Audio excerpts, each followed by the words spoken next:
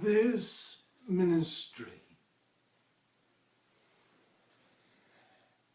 has recently come to the conclusion that it must speak beyond that which is normally accepted by the public, for it has become the norm for each part of life to be segmented into one little pocket or another little compartment.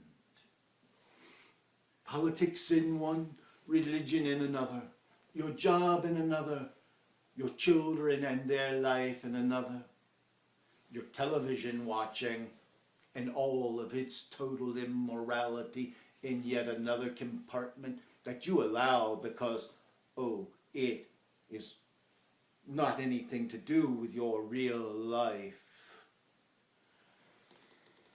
But we have decided that we are going to speak to you on all of this. We told you, and we told you clearly, that these messages would be of a spiritual nature, that we would address political issues, that we would address all kinds of different things that would be hot topics, but that we would not delve into things in any way except for that which is directly spiritual. And we tell you now, we will maintain that spiritual focus. But listen to us, and listen to us carefully. We have allowed that we will not make ourselves continue a federal tax exemption as a religious organization, so the federal government itself can have no control over what we say. Now, over a minor technical issue, our tax-exempt status was set aside, but it has been decided that it will not be pursued because we are going to speak to you without the confines that is placed on most religion.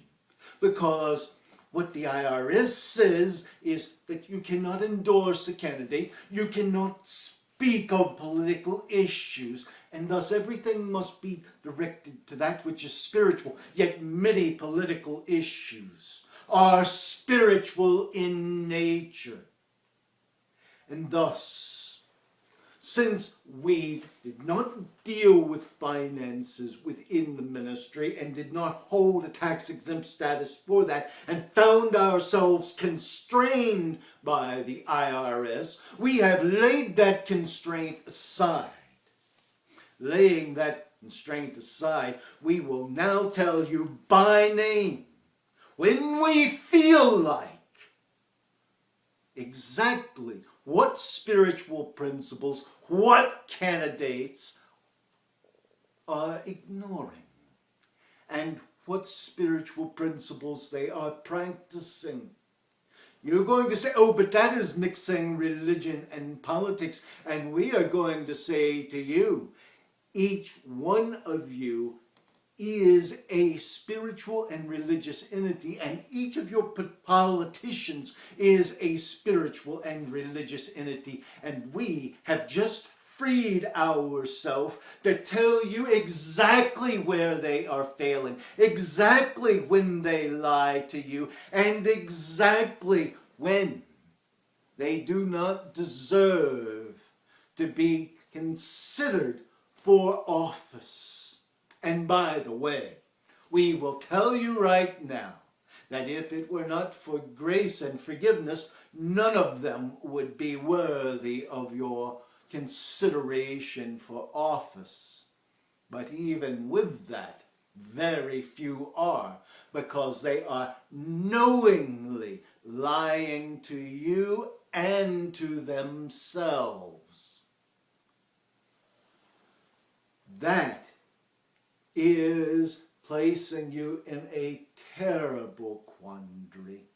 For if all of your politicians, for all practical purposes, are lying to you, how do you choose which liar is best to guide your town, your city, your county,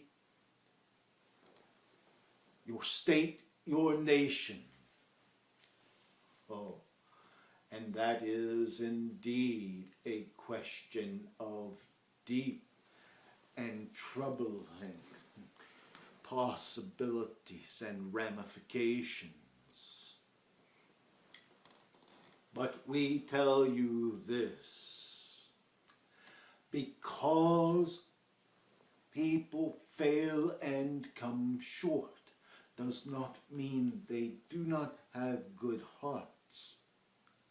And because people seem to succeed does not mean that they may not be less honest than you perceive them to be. For you live in a world where success is not driven by always what is in the heart, but often by that which is greasing the palm. Too often it is money that is the deciding element of your political world. And too often it is money that is the deciding element of your religious world. You cannot serve two gods. You cannot serve the everlasting, eternal, almighty God and the God of trinkets, treasures, and money that is only good in this little finite world in which you live. If you serve the divine, if you serve the everlasting and eternal God, all of the riches of eternity can be bestowed upon you, and wealth can even be bestowed upon you in this life. It may or may not be, but it can be. But if you amass all of the fortunes of this limited world, when you die, you cannot take one penny of it with you. Not one little fake glittering sequin will go with you into the next life.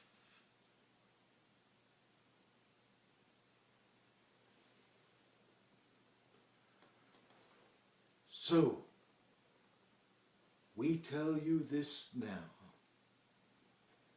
We are here to inform you, to make you aware of what is occurring this week, next week, and in the months to come.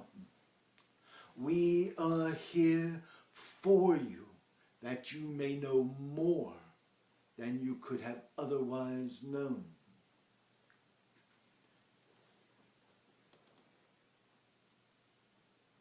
We leave you with blessings and with